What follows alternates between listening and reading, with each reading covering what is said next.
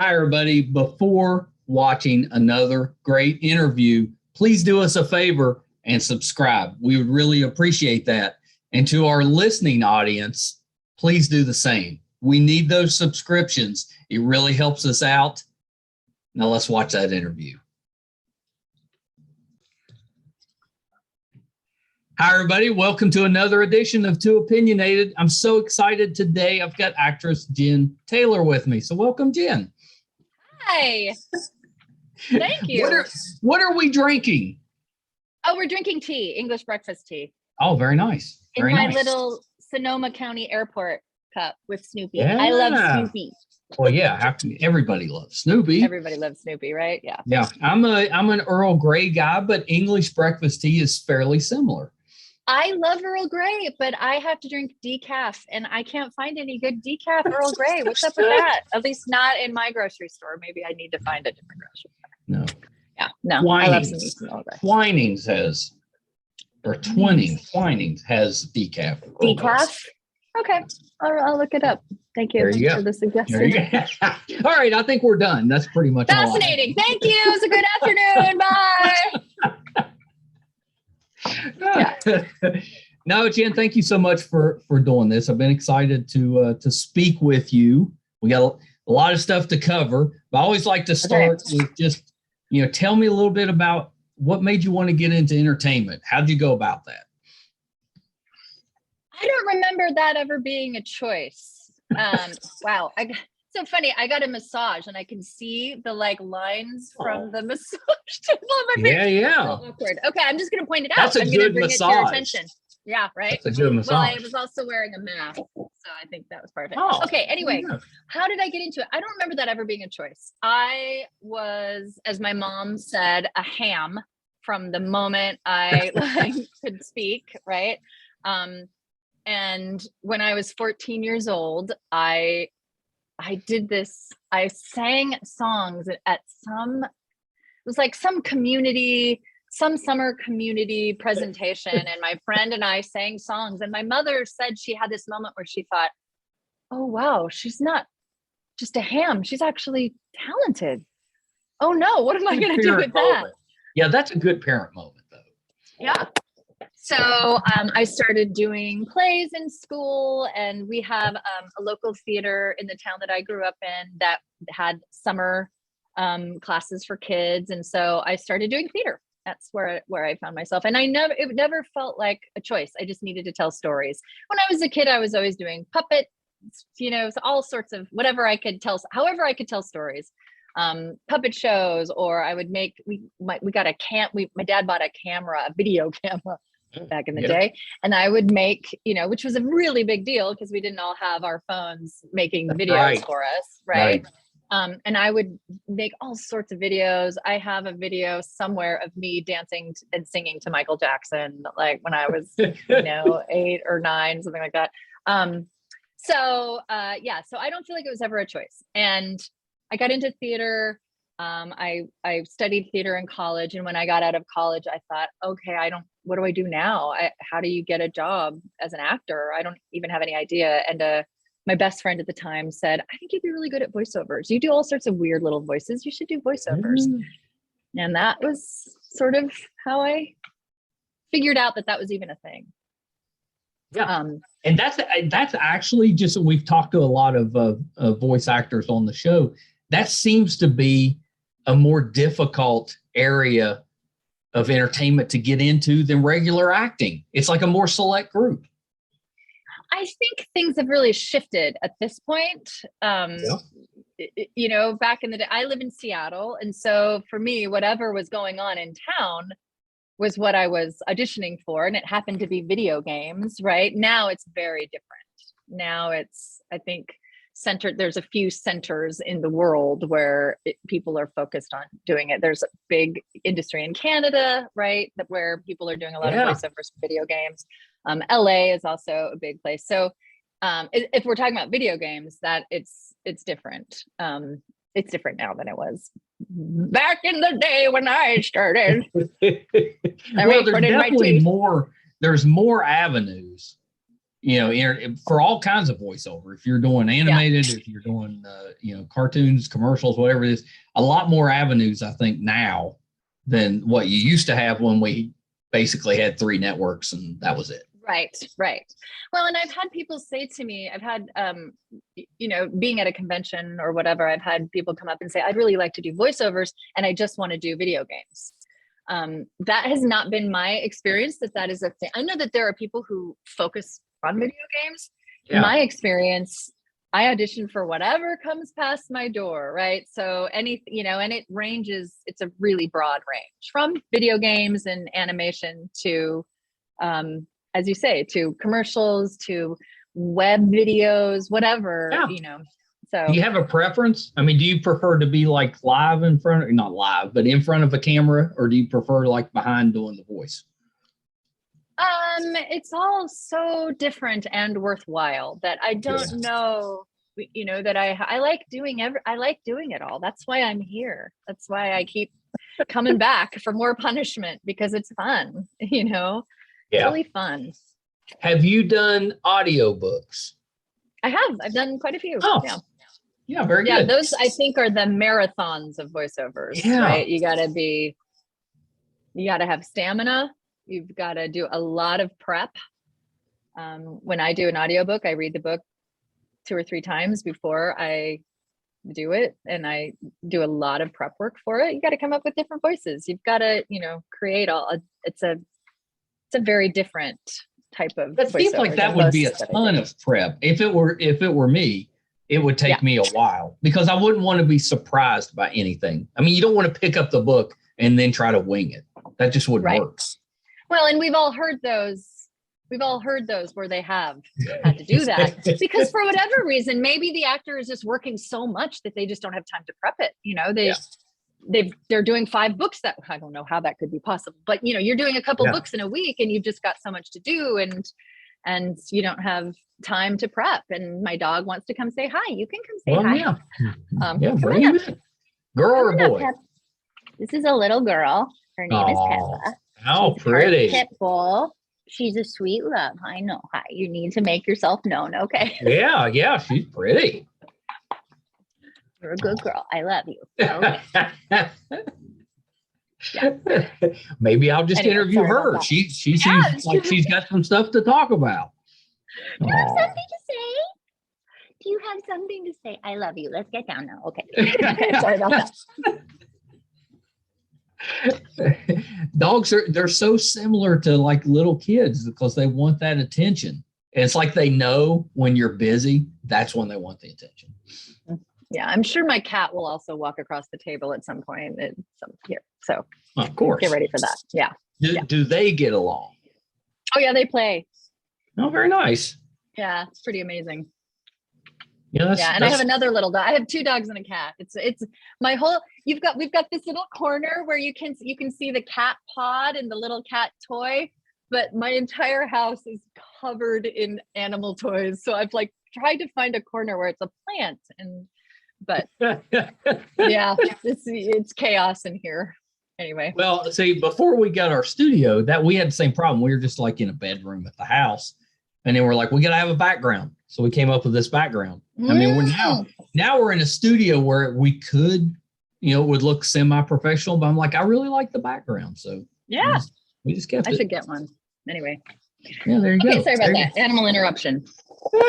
That was a good interruption. I was going to ask you, do you, like when you're doing an audiobook, do you have a studio at the house or are you like hiding in a closet?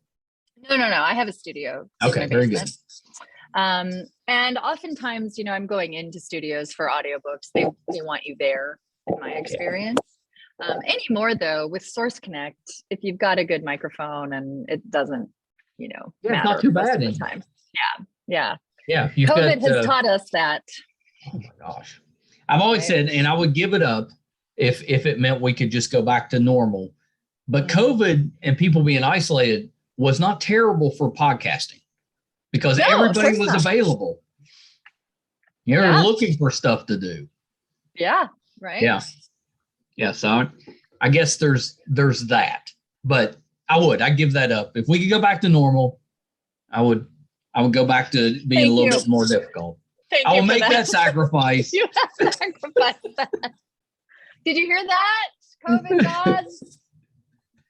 Yeah, it's interesting. I just did a play for the first time in very nice. Several years, and it's fascinating. Here in Seattle, the entire audience is wearing masks. They all have to show a vaccination card, but we're on stage without our masks on, and it is a really strange. It's really fascinating. It's a really strange moment. It feels weird.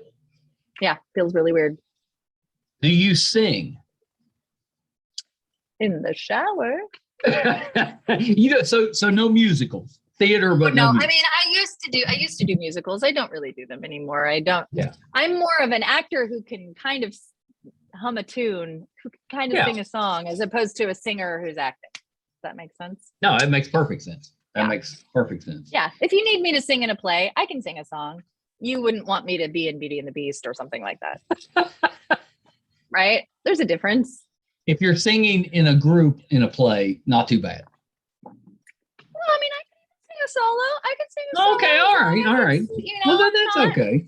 Not crazy. Like if we were doing Godspell, yeah, I could do that. Yeah, so you can carry a tune. Yeah. Yeah, sure. That's not bad. Yeah. Okay, so let's talk Halo because it comes out. Oh, I'm thinking it comes out like next month, right? Like that's soon. why we're here. Yeah, 24th of March. How did it feel to get like the live action role after you've done the voice role? I mean, was that a surprise, or were you like, I'm going to go for this, and then it wasn't a surprise? It was a big surprise because they had already started shooting. Yeah, they were working with somebody else. The lovely, talented Natasha was playing both Dr. Halsey and Cortana. And then I got an emaw saying things have shifted. Natasha's having scheduling issues, and do you think would you audition for Showtime? Because they don't know me, you know what I mean? Right. So, and I said, of course. It was in the middle of, it was August in 2020, I think, or I can't remember, some point in 2020. And I was like, no, I'm busy. I'm terribly busy. I don't have time for that. So many things to do. Halo. Yeah, so I auditioned, and it was really actually a very charming, marvelous moment because Otto Bathurst was there was Otto, Steve Kane, and Kiki Wolfkill, and on Zoom, right? We're on Zoom. I'm auditioning on Zoom, and I think they had 8 scenes for me to read, and I'm reading all of these scenes. And I was like, okay, well, thank you very much. And Otto said, yeah, that was great. See you in Budapest. And I was like, wait, what? Is that? So that was.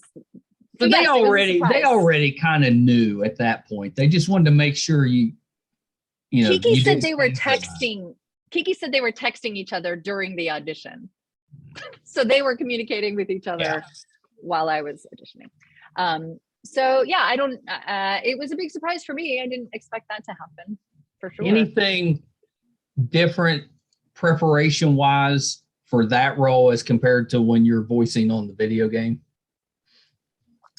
Well, technically it's a different bag because it's a modality. I think I've said this before. It's a modality within a modality because I'm doing motion capture on a television show. So there's 2 different types of basically tech that we're using.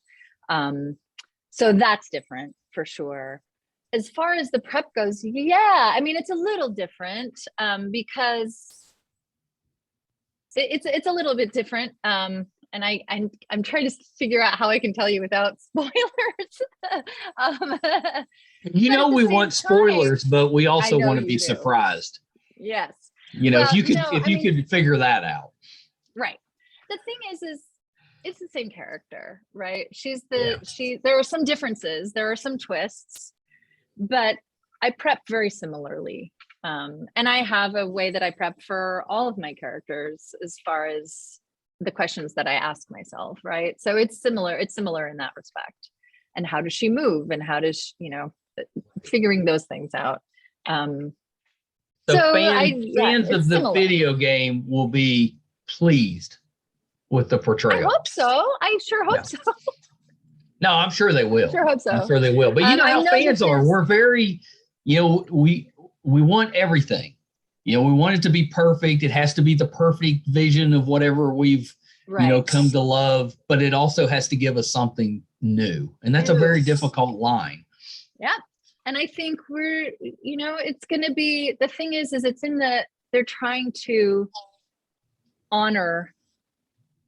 stay true to and honor the video game while opening doors, while making this appealing to, if you can believe it, a broader audience. Because I don't think there is, there's so many people big right now. Games, yeah. Right? It's huge. But they're, for people who aren't interested in video games, but like sci-fi. Yeah.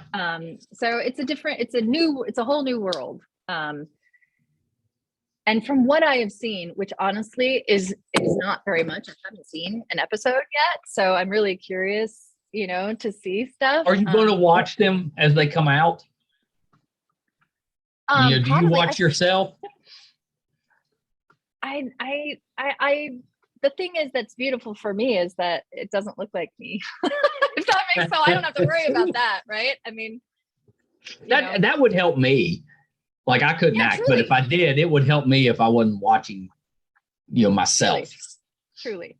And we'll see after my first episode, we can check in and I'll tell you how I feel about it. Okay, fair. Yeah. But that's fair. Have seen myself in small roles on TV and haven't been too disturbed by it. So we'll see. I'll let you know. When you first got the role for the video game, did you have any idea what you were getting into at that point? Yeah. None. It was, I don't want to say it was just another gig because it was just another really fun gig with a fun group of people, who seemed to be very passionate about the story that they were telling. And so that's always interesting as an actor to be like, oh, these people are really into this. And that's okay. That's exciting. Bring me along on this journey. But no, of course, I had no idea that it was going to be what it has become. Yeah. What a fortuitous day, right? For Glenn Taylor. Whoa. I think it was the first, at least from what I remember, the first video game that kind of crossed over into memes. They started doing the memes and the little, they captured little pieces of gameplay and then turn it into something else. I don't think we ever had that type of thing before, but with social media, that game kind of crossed over. Now you see a bunch of them, but at that time, that was kind of the first one. Right. Yeah.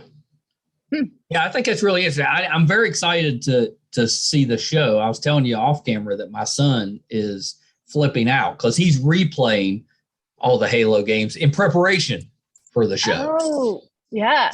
Yeah. I am terrible at video. I'm really bad. But Kiki Wolfkill has determined to help me learn how to play Halo. So maybe someday we'll film it, me being an idiot playing Halo. We'll you got to do the what's the Twitch channel where you stream you playing the game. Right. People like that for some reason. One or two times that I've played it, I can't make Master Chief move. I'm like, the ship is going down. We're all going to die. It's terrible. I can't even move around. So, yeah. I never get out of the respawn place. I'm just constantly I'm there and then I'm dead. There I'm gone. Oh, it's so frustrating. Yeah. People think we're idiots right now. They're going, I know. Whatever. I know. But I bet if you gave us an Atari, we could show them some things. Yeah. Man, I could kill anybody in Pong. I was so good at Pong. Yes. Pong. I love Pong. Space Invaders. Yeah. Pac-Man. Oh, yeah. Yeah. Galaga, all of them. Oh, yeah. That's what I said. And I think I don't play those, but I'm betting if you gave me a joystick with a button, I could still be pretty good. Right. You give me one of those controls with all the different, it's too much. I do with this? How do I don't know what to do with that. I'm basically just randomly hitting stuff and hoping for the best. Me too. Yeah, me too. Yeah. We're lame. We are kind of lame, but see, I'm not as lame as you are because you're voicing one of the characters. Yeah, I'm lamer than you. I am lamer. That's true. I'll take my victories. If we chart it, I am lamer than you. But I have a cool hat. That is very cool. I'm jealous of the hat. Thanks. Jealous of the hat. So you've also been Princess Peach for Mario Brothers. Yeah. And that's Toad. pretty. So and Toad, of course. But I'm curious. Is Princess Peach? Is she a good person? Is she kind of clueless that she's always stuck somewhere and has to get rescued? Is she just leading Mario on? What's going on with Peach? Were you wondering about my process for creating Peach? I was. I really thought about her home life a lot, and how she was raised, the values she was taught. I think we're on the same page. That's exactly what's going on with Peach. What she ate for breakfast that morning.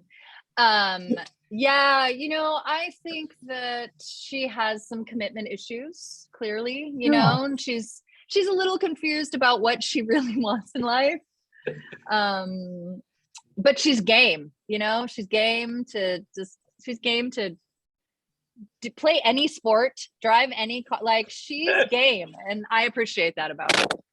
That is a good quality. And in a dress. Come on. Yeah, that's true. She's very dedicated to the dress. It's got to be harder than wearing overalls. And she's evolved. She's come a long way in the last 15 years or so. Thank you. Yeah. Yeah. So she's improved over the 8-bit days where she was just basically stuck in the castle. Yeah. No, those are always fun gigs to do. Those were the gigs when I was playing Toad and Princess Peach where I would stop and I'd have a moment. I'd always have a moment where they're like, "Hold on, please, we got to discuss something." And I'd be sitting there going, "This is my job. This is my job. I just make funny voices for a living. I'm getting paid to do this." Not bad. No, not bad. Super fun. If you were another character besides Peach and Toad in Mario Brothers, who would you be? Bowser. Yes, Bowser's the one. That's who I'd pick too. I wouldn't be very good though. Bowser's just misunderstood. There you go. Angry. Maybe he's got, maybe he did not have a very loving family. And so he's struggling. Who knows?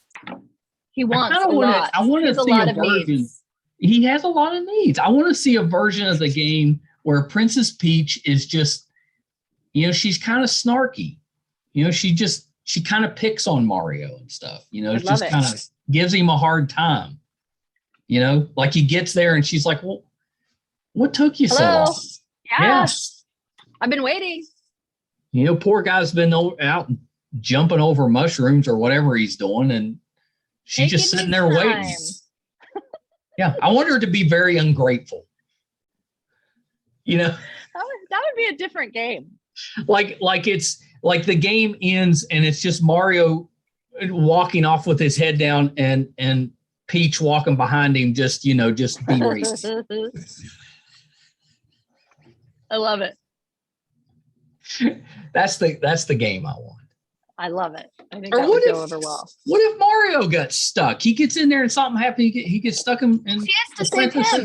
Yeah, she has to save him. I feel like there was a game that did that. Well, there probably was. I mean, there's so many, right? Yeah, there's a zillion. Yeah, there probably. And I don't voice them anymore. I stopped voicing them a long time ago. You did it for a while though. Yeah, I did do it for a while. Did I see that at one time you did some DJ work with radio? Yeah, I was a radio DJ back in the 90s, in the late 90s, at a radio station here in Seattle called The End. And my name was Riley. Riley, the end of the dial, buddy. Yeah, they thought Jen Taylor was too boring. Was it DJ Riley or just Riley? It's Riley. Yeah. Riley. They asked me to come in with a whole bunch of androgynous sounding names. And so I went through Seattle and I looked at I basically took Buckley. Oh yeah. That's my other dog. I took street names. I wrote down a list of this. I was like, okay, Madison, Monroe, basically all the presidents.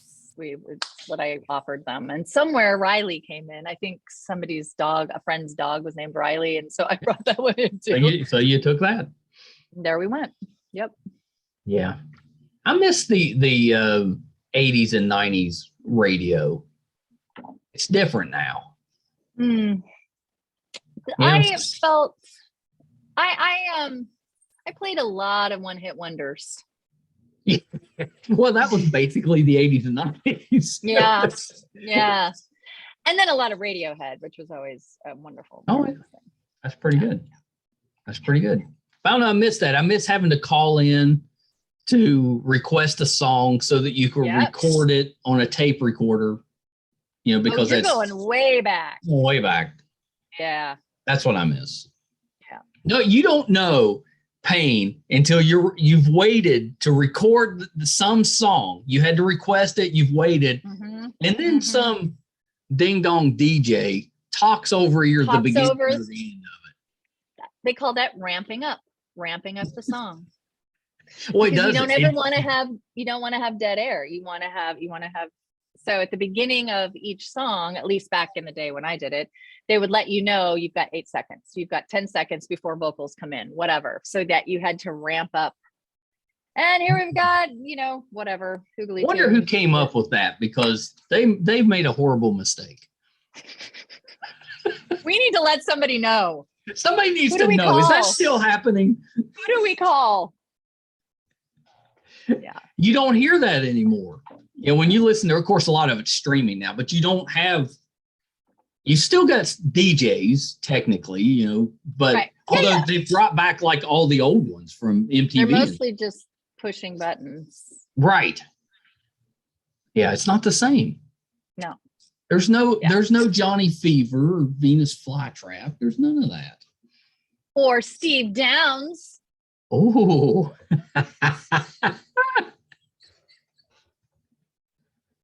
We had one of the popular DJs here in West Virginia back in the 80s went by Steve the Animal, right? And he was the rock DJ and stuff. And he was, the cool guy with the hair and all that, there's a whole persona. And I ran into him without hair. Well, yeah, so I ran into him the other day, and he's like a granddad. Just a normal guy. He's very calm. It's just, the hair is gone. I was like, oh. Did it hurt your heart a little bit? Were you a little. My childhood has been destroyed. I was like, oh, Steve got old too. Yeah. Well, I was like, hey, Steve the Animal. And he's like, yeah, it's just Steve. I've lost the animal. There's no animal now. I wasn't Riley the Animal. I had no tag like that. Yeah, you need something. Raging Riley or something where you just get on there screaming. Raging Riley. Yeah. No, we were all super cool. I'd be like, hey, this is Riley. And here's the song. That was kind of what I did. Here's Nirvana, man. When we were there, The Real World, MTV's The Real World came. Yeah. Very Seattle. nice. It was the first time they came to Seattle. Yeah. Yeah. I remember Real World in Seattle. And one of the guys asked me out on a date. Did you go? No, because when I had a boyfriend, and that would have been really awkward. But two, that would have been bad. Yeah. I remember thinking, I don't want to be on camera going out on a date with this random dude for everybody to see. Nope. I think you chose wisely there. Oh, I did. That never ends well. Dating on camera never ends well. We also there's all sorts of moments that happen that are so not real, right? It's like the unreal world. I remember I turned on my microphone at one point, and this woman one of the girls walked into the studio with the entire camera crew behind her, and they stuck the camera in my face. And I went up. I just didn't, I think I said exactly what I just was joking with you. Like, here's a song. And I just started it because I was so surprised. And I thought, and she was showing her family around. She brought her entire family in. And I thought, if I get mad at this woman for doing something that she shouldn't have done, I'm going to be the bad guy on MTV. And that, you know, that's no. So I'm just going to smile and nod. And you may have been famous for a whole different reason. Right? Who's that stinker? Yeah, I would have been the stinker. So I think I have seen you on an episode of Leverage. Oh, you did. I was pretty sure, but I meant to check before I got on here, and I was like, oh shoot, and then I forgot, and I was like, I'm pretty sure that was her. You did. That was a sad story. I was pregnant. Yeah. My husband, I was like 8 months pregnant. My husband had died in a car accident, and I was trying to communicate with him through Luke Perry. Yes. I miss Luke Perry. The nicest man. He was so nice to me. We rehearsed. He just wanted to rehearse and rehearse and rehearse. What a sweet guy he was. Yeah, I've heard, really nice man. I've talked to a few different people that have got to work with him, and nothing but good things to say about him. Yeah, like just the best. And he was bamboozling me on the show, right? Yeah. Yeah, I remember. I was pretty sure that was. I mean, it's been a little while now, but yeah, it's been a little while. The team came in and saved me. They were so nice, and I was embarrassed. That's what I remember about that. Yeah. Yeah. Pretty good. And I also saw that you had something to do with the 310 from Yuma. No. Somebody has gone on my IMDb page and added a whole bunch of random credits. Well, that's what because I love Westerns, and I watched that one a couple times. I was like, well, I don't know what she did in it, but I saw your name with it. So I was like, well, maybe she was in there somewhere. It said that I worked on the soundtrack. Yeah, see, you need to just own that. Yeah, I did. I played it's on your page. I played banjo on the soundtrack. Yeah, there you go.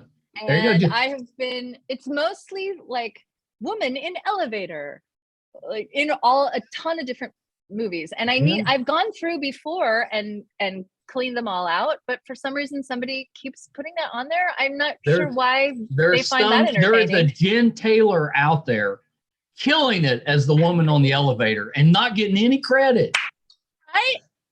I've actually had friends call me and be like, I didn't know you were in this movie. It's like, no, I wasn't. And first of all, like one of them was, did you play a baby in Blade? And I'm like, no, I wasn't a baby in Blade. That would have been cool though.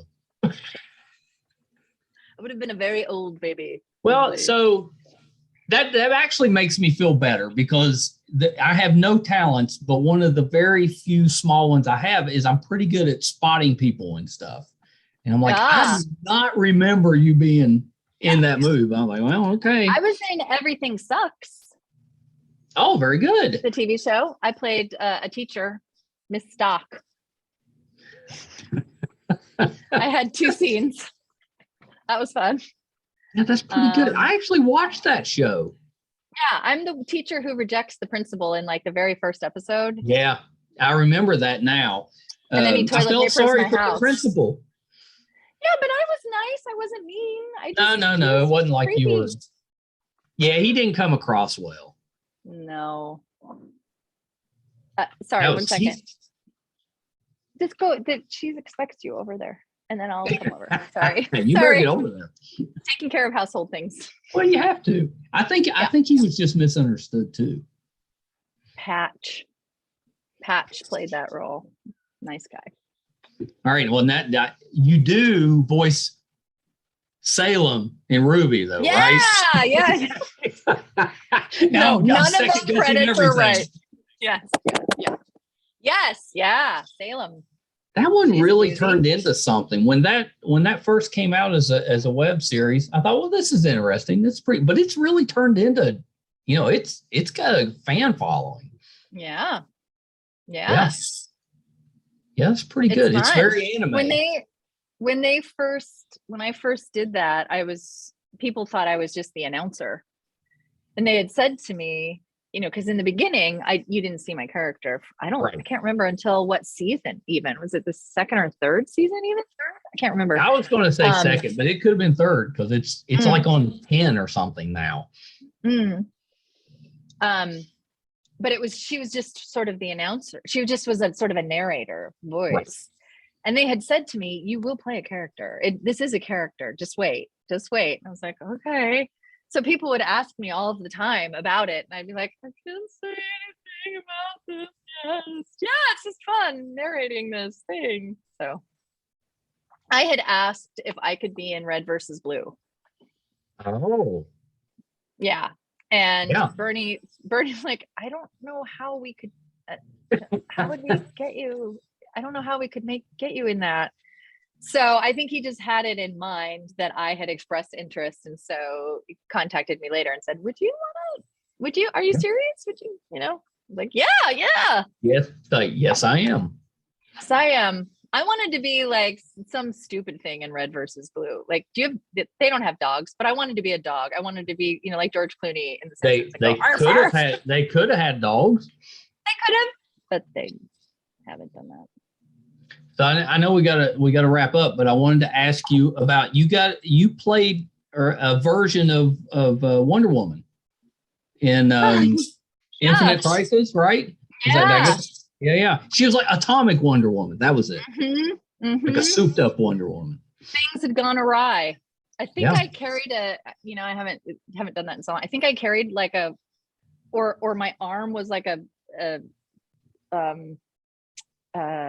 had like I feel like my arm was a machete or a saw or something. Like it was I was gonna say hammer, but maybe it was a machete. Screwed up. It was something or I can't remember exactly. She's kind of badass. Yeah. Oh yeah. You've got I want to play more badass characters. Well, you need to. You don't have to do like every Halloween. You have costume options. You go as Cortana, you go as Wonder Woman, Princess Peach. I mean, you could be. You'll never have to. They sent me this like full body unitard of that was Cortana. And my husband thinks it would be so hilarious if I dressed up as Cortana and we went around. I don't know who he would be. Probably Mario, but like he really, really wants to do that. It's like, I think that's just a little too close to home, Colin. He's like, but you have the perfect voice. Yeah, you need to do it. Instead of just going and doing these conventions as yourself, you need to show up in character. I should be in. I think people would actually be horrified if I did that. I think you show up in character and you just wander the convention just like you're a cosplayer. Cosplay. Yeah. And then at a certain time you just go and sit behind the table. Be like cosplayer sitting in that's a good idea. I'll try it. I'll see. I could do Zoe. That's a pretty easy one. I mean, relatively. Yeah. I didn't ask you. Left 4 Dead, Zoe. Yeah. And I did a game SWAT. This is a long time ago. It was like SWAT 2 or something. Is it based on the TV series? I think on the movie. I think so. There was I think it was SWAT 2. And I played some character who, even swattier. Swattier. And I think I just swore the whole time. I mean, it was really different than when, and I talk like this, and I was like, swearing up a storm through the whole thing, trying to shoot bank robbers or something. I can't remember, but that was fun. I don't get to play many characters like that, but I would do it. When I was little, when the SWAT TV show was out, so this was like early 70s. But I had the SWAT van. Yeah, there was. That's what all this new stuff is based on. But I had the van and then the like the 12-inch figures. And I loved it. I love it. And it had the best theme song. It had that kind of disco sounding SWAT. Look this up. You need to look it up because it was the best theme song. Like halfway through it's like a disco song, but then halfway through it, you hear the squealing tires and the sirens go off and they're like yelling at bank robbers or something right in the middle of the song. And then if you can play that to lead us out of this, I think that would be appropriate. That'd be the perfect ending. Yeah. Yep. Yeah. There you go. See, we taught each other something. I didn't know you did a video game. SWAT 2. SWAT 2, even swattier. Even swattier. Oh, we could have helped them out. They should have asked us for name help. Little tags. Yeah, that would be good. I think that would go over well. Well, Jen, thank you so much. This has been so much fun. You have to come back after the series comes out so we can talk a little bit about, because we can't give spoilers yet. Let's do it. You know, you have to give like 6 hours or something after an episode comes out, and then you can talk. Yeah. Right. Okay. All right. We'll do it. We'll do it. It's so weird. You know, it's because when we were growing up, right? You didn't have the internet. So if you want, all you had to do to avoid spoilers was just tell people, don't tell me. Yeah. I haven't seen it. Don't tell me. You know, that was it. Although back in the day, if you missed it, you were basically stuck to like summer reruns or something. You might see it. Or maybe 10 years later. Yeah, or 10 years later. Yeah. You know, now everybody freaks out about spoilers. Well, just don't go on the internet. That's what I always say. I'm like, look, if it's that important to you, watch it the day it comes out. Yeah, or, there are ways to avoid it. Just don't go looking at the places where, Well, I think that's it. They go on all these sites that are going to talk about it and then get offended that they talk about it. Right. So a couple of things, Jim, before you go. I got off track. I those daggone people fussing about spoilers. So is there anything else that you're working on outside of, this, whatever this show is called Halo, that we can kind of keep an eye out for? Well, right now I'm doing theater. So if you live in Marin in San Francisco area, I just finished we did a run up here, and then I've got a month off, and then I'm going down to do more theater in the Bay Area. I'm doing a play called Hotter Than Egypt, which is, it's so, if you like theater, hopefully you would enjoy it, but if it's so different from video games, so if that's your world, it's going to be, it's not like that. It's about a couple having marital issues. So, I may wait for the video game adaptation. Hotter than Egypt, even hotter. Okay, that's awesome. I love theater. I wish I was out that way. I would come and check it out. Well, you can watch it online. Actually, it's really? We filmed it, so you can see it online for the next 2 weeks if you really want to. Yes, I would like to do that. It's okay. Yeah. Tell me where to watch it. acttheater.org, I think. And it's Hotter Than Egypt is the name of it. So. Yeah, I didn't think that I would like watching theater when I wasn't there, but it's actually pretty good. It's very similar to being there, or else I'm just getting old and cranky and I just like to be home. Yeah, watch me hyperventilate a lot in it. Yeah. All right. Very good. Yeah. So, okay. Last thing before you go, where can we find you on social media? Oh, I'm not very good at social media, but I am on Twitter at Jen Taylor Town. Yeah. And I'm Jen Taylor Town. And I'm also kind of not really on Instagram. I'm mostly just a lurker. I just lurk and look at pictures of pit bulls mostly. So Instagram's good for the picture stuff. It's good for lurking. Yeah, I'm a lurker there. I look at pictures of dogs mostly. It's nicer on Instagram. And Jason Momoa. Pictures of dogs and Jason Momoa. Does he have what pit a lady bulls? likes? I don't know. I haven't seen him post pictures of pit bulls. Oh my God. My head would explode. Yeah. All right. We got to find a project for you to work on with him. With pit bulls. With pit bulls. Where we're taming pit bulls. Yeah. My earbud fell out. Oh, yeah. How about a talking pit bull and you guys can be the owners? I think, okay. What are we calling it? Pit bulls. Who's the bullier? I think it needs to be pit bulls with a Z. Okay. All right. But that's as far as I get. So that's as far as we go. That's as far as I get. We'll workshop it. All right. Good. Yeah, that's a good idea. Okay. We'll have to get in touch with his agent and see how he feels about it. But that's right. I think we've got a good. We can at least, we got to throw that at him. Yeah. It's enough to take to somebody to pitch it. We can pitch it. We can totally pitch that. Yeah. It's got a good elevator pitch. Jason Momoa and the Z. What else you want? It'll be like, yeah. Yeah, I'm sure he doesn't have any other offers happening. No. He's just sitting around. He's not doing anything. Yeah. Bored. Yeah. Growing that hair. Takes a lot of energy. It probably does. Pretty good hair. I love that this is how we're ending this interview. I think this is how we started. I think so.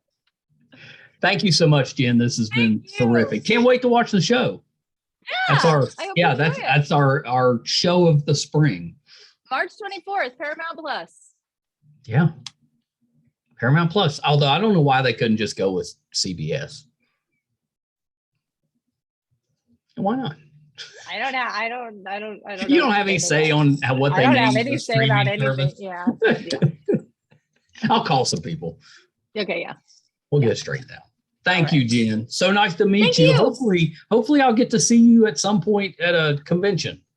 Yeah. Well, we'll see. Those are starting up again, aren't they? They're starting up again. Yeah. Yeah. But yeah, we'll see. All right. So nice to talk to you. Please come back. Okay. Let's do it. All right. Bye-bye. Bye.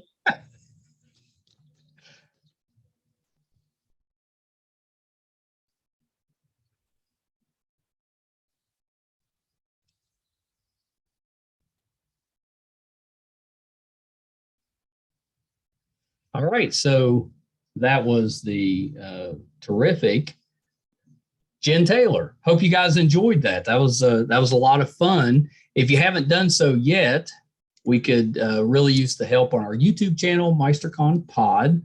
If you could give us a subscription, we'd really appreciate that. You can find all 350 episodes, audio and video, on our website, meistercon.com. It's a fun blog that Brett writes. He's such a good writer. It's geeky. It's a lot of fun. You'll enjoy that. If we're doing anything in studio, if we're going on location, if we're covering conventions, all of that will be on the website, meistercon.com.